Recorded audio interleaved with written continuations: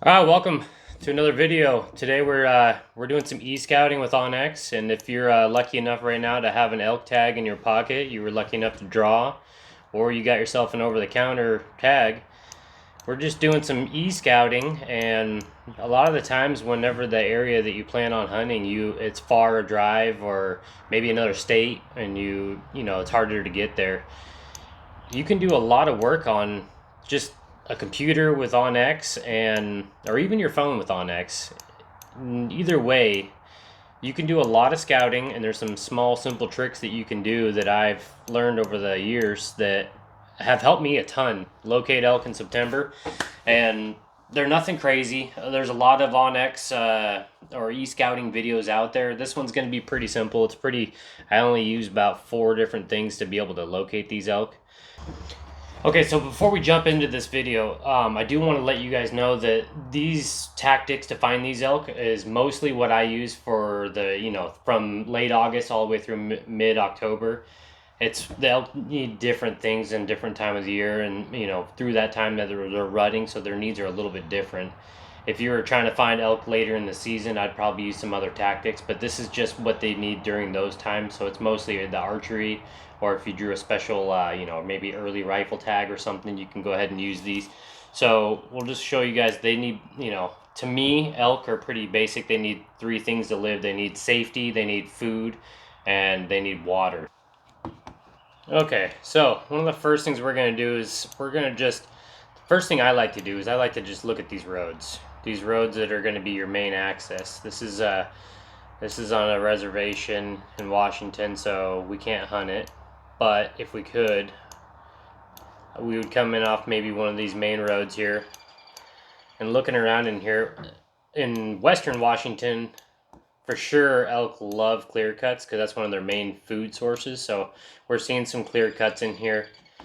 We got this main river, so there's definitely water. There's definitely probably some water in these little drainages, right? So first thing I'm going to do is I'm going to come in here and I'm just going to look at the roads, and I'm just going to get an idea of kind of the layout, right? So if this was public land and there was other people hunting it, you got to think, okay, so the road system comes in here like this and it makes kind of a circle, right? Now, more than likely, now I say this with a grain of salt because I've been proven wrong about this too, but a lot of the times you get pressure, you're going to be looking at this area in here could be a lot of pressure, right? Because it's surrounded by roads. Now, sometimes that area is overlooked depending on the terrain or the actual thickness of the woods and stuff like that. If it's a straight drop off like what this is over here, this might not get any attention because a lot of people just don't want to drop into these crazy places to find elk. So first thing I'm doing is I'm just looking at the road here and I'm just getting an idea, and then I'm gonna go ahead and give myself an idea of kind of pressure. And here in Western Washington, there's a lot of roads, so it's hard to get away from people, right? So once I decide, now this is not a very big area either. We're talking maybe right here in this area, we're looking at maybe a 2.5 mile by 1.5 mile. It's not crazy big. But it was something that I would look at for my style hunting one full day because I like to cover a lot of ground. So the first thing I'm going to do is I'm just going to go through and I'm just going to drop waypoints. So I like to throw in a waypoint where possibly you see some drainages coming in to they're all coming into one main drainage. So I'll just throw that in there and I'll mark it blue so that way I know water. And if you really want to get technical with it, then you can go through and you can change what it actually is and put water source, right? And then you save it. You can add some notes if you want to add notes. If maybe they're actually putting boots on the ground, then you can save it on your phone and say, there's a wallow here or whatever you want to do. But so I'll go through and I put waypoints on every little nook and cranny where I see a lot of water meeting up, right?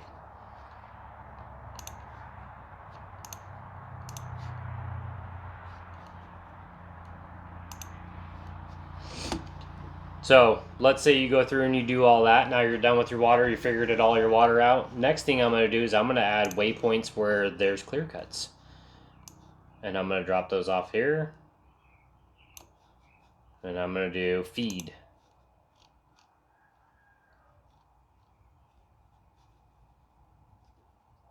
Feeding area, right? Color. I like to change my colors. I do feeding areas brown.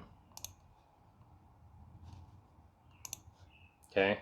So, and then now, if you don't know this, elk most of the time will like to bed on a north face. We got our compass right here facing north, so we know everything that's on the topo lines.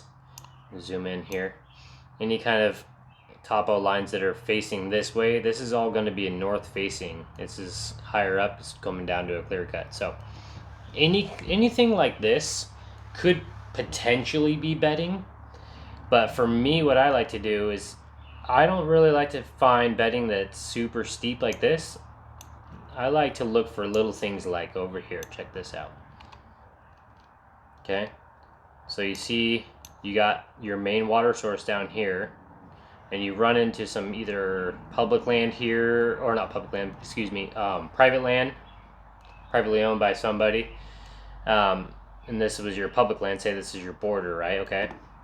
You look at here, you got a drainage here, you got a drainage here, you got a drainage here, and you got these finger ridges that run out right here. And then if you zoom in even more, all right, check this out right here. You got a little bench here, a little bench here. This is all benched out right here. Anytime you see those lines that spread apart from each other and then get tight again, you got benches. Elk love to bed on benches, especially on a border where if this is public land and this is private, this is a great place because you come in from on top of them, guess where they're going? Straight to the private. So stuff like that is super, super good. I would definitely be checking out each one of these little finger ridges. So I'm going to go through and I'm going to drop a waypoint on stuff like this. And I'm going to put color for black because I like black for bedding. And I'm going to go on there and I'm going to put bedding. That's a bedding area to me. I'm going to save it, okay? Okay, so once you go through and you add all your waypoints, you got your food, you got your water, you got your bedding. The last thing I'm going to do is, and my final thing is I'm going to go ahead and I'm going to just, in that area where I'm going to hunt, I'm going to go ahead and wherever you see food, bedding, and water in a tight area, that's a pretty good area where possibly you can find some elk.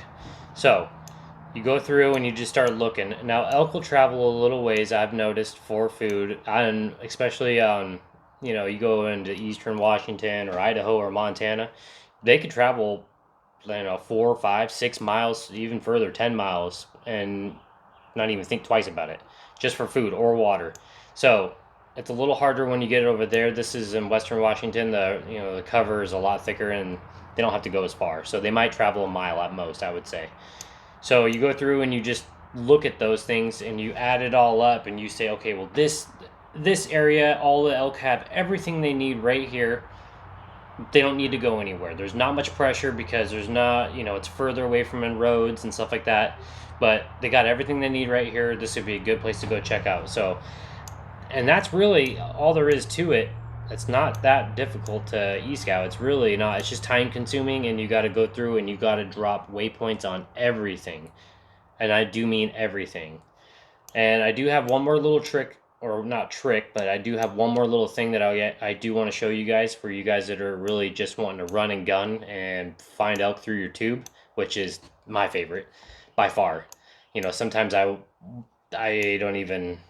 I'll just run through an area to find them because that's the best, in my opinion. That's by far the best way to find them. But if you're not confident in your calling and you're looking to maybe do some spot and stalk or still hunting, stuff like that, which there's a lot of people out there that are been successful in still hunting. I think it's a very, very effective way if you got the patience. I just don't have the patience. So let's run through and I'm going to show you this last little thing and get you on your way. All right, so here's the deal. You're going to go through that whole area and you're going to mark everything. I'm not going to do that here because I'm never going to hunt this land. and I don't want to go through and delete all these waypoints one by one. So for you guys, this is the last one. For you guys that want to do that run and gunning, that just are calling nonstop and really like to chase bugles, this is what I do. I look on the road system, which is what you're going to be able to travel the easiest. If you can get down some of these gated roads and do the same thing. But I like to really cover country. Now, elk in the morning are going to be in feeding areas, right? And then during the daytime, obviously, they're going to be in bedding. So, north faces, I'm not going to bugle those in the morning in the dark, because the chances of a bull being in a bedding area in the dark is not very good, right? But where is he going to be? He's probably going to be by either water or food. So I'm going to look at this road, and I'm going to come up this road, and this road right here, at this spot right here, you can bugle off this point, maybe up this drainage, and maybe you have some elk feeding or just getting some water, you know. So I'm going to drop a waypoint right here at this spot, and I'm going to put, let's see here, I usually do red, and then I'll go down to more. There we go. Let's see if they should have. So, location, right? You save that, and that's where you're going to locate from in the morning in the dark, right? And then you're going to go through, and maybe in this area right here, or maybe I would actually, yeah, maybe, no, probably, yeah, probably, I'd probably throw one here. All right, so this is another spot I would locate from. And I'm going to go through, and I'm just going to add all the spots where I'd want to locate from in the dark in the morning on this road. Now, the road splits off right up here somewhere. Right here, it looks like it splits off, and this one goes this way. So depending on if there's a gate or not, if there is a gate, I'm definitely going to hop out my rig, and I'm going to either ride my mountain bike or I'm going to hike back in there, depending on what you can do. And definitely, I'm going to locate into here, because you got water right in here, and you got this giant clear cut, and hopefully you can, on a spot like this, I prefer to walk in. If you can. If you can't, then it's okay to drive into. One thing I would tell you guys, if you're going to be driving and locating, like what I like to do, I get to the spot, I turn the truck off, and I'll let it sit for 5 to 10 minutes. I usually won't get out of the truck. I'll just roll my window down and leave it down, and I'll have the window down faced if I can. So if I'm coming up this road, I'm in the driver's seat, I'm obviously going to be on the wrong side to bugle down in here. I'm just going to roll down the passenger window, but I'm going to bugle out my window. So I'm going to blow my bugle this way, even though there might be elk down in here. But if there are elk in this clear cut, you know, that's not that far. You don't want to blow them out anyway. Make them think you're right on top of them. You just want them to hear you. So locate, leave that vehicle off for 5 to 10 minutes. Give one location bugle. If nothing, I usually do another location bugle with either a bark on the front of it and then a location, or I'll do a location with chuckles at the end of it. Right, and then then you just keep moving, and you're going to do that for all the road, as much road as you can either drive, or if you want to just walk a gated road, you can still do the same thing. And then you're going to switch it up, and then say you get no responses from the whole area that you're planning on hunting. Say you're planning on hunting this whole main road, you get nothing, right? In the morning, you can always, like, let's say there's elk, you know, you start doing this road system, and by the time you get to the end of it, it's already, you know, almost getting light out, right? Well, by the time you get to, say, here, and you're going to locate from, elk that were, you know, down in here or something, maybe they've already traveled over to, the, you know, a bedding area up in here, and they've gone around, and you might have missed them. Or maybe they just didn't hear you because they're the terrain they're in, or whatever it is. So what I like to do is I'll go back through, and I'll mark more waypoints closer to the bedding areas off of the road, you know, like let's say, you know, well, this one you'd really want to walk down this because it's probably gated most likely, but let's say you could drive down it, right? There's a possibility that there's a bed there, there's water there. This would be a good spot to locate from. So I'm going to go ahead and just mark that like daytime, like a green, something like that, or even make a white. and then I'm gonna save it, and then I'm gonna go through and I'm gonna bugle these kind of spots in the daytime down into these bedrooms. And that's basically all I do. I just do a lot of bugling until I find them. And if you run through your whole entire area you plan on hunting, and you do all these waypoints like that, and you run your system just like what I'm showing you here. And like I said, you don't have to do any driving. You can do walking. You can walk these roads and hit these little things, or you can, whatever your unit allows you to do. But, you know, even if there's no roads, and you just, you know, let's say you get on an area where it's just a main ridge that goes way out there, you can just walk down that ridge. And let's say it's a an east-facing ridge, you can bugle off the top of it, which would be a north. Say it's running out this way, right?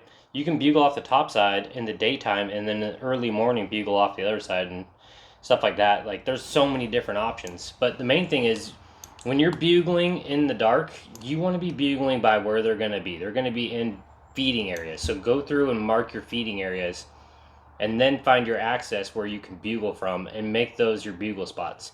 That way you're not driving through your unit in the dark not knowing where to locate from because you didn't do any of your online scouting. This makes a giant difference on locating elk. So you really should go through and just mark everything out and just have a plan, detailed plan, because it makes a big difference on being able to locate elk. All right, well, that's it. I mean, that's all there really is to it. It's not that hard. It just takes some time, you know. And the thing is, you take half an hour every night, or, you know, an hour, or whatever time you allow to be able to do this, and you get your whole area planned out, and you start looking at it, and it starts looking like an actual plan. And going into elk season with a plan is way better than not having a plan. But just remember, don't put all your eggs into one area. Make sure you're able to have different A, B, C, all the way through F or whatever areas, and go through and do the same thing in each area. That way you're not stuck in one area. I really appreciate you guys sticking around and watching this video. I hope it helps you this season, and, you know, I hope you get on some bulls and get it done. Fill that tag. It's comes around once a year, and it's a lot of fun. So I know I'm excited. I hope you guys are excited too, but I really appreciate you guys watching. If you like this video, go ahead and hit a subscribe, hit a like, and let me know what other kind of videos you guys want to see. So I really appreciate it. It's too bad I can't hunt this area though, because it would be pretty fun.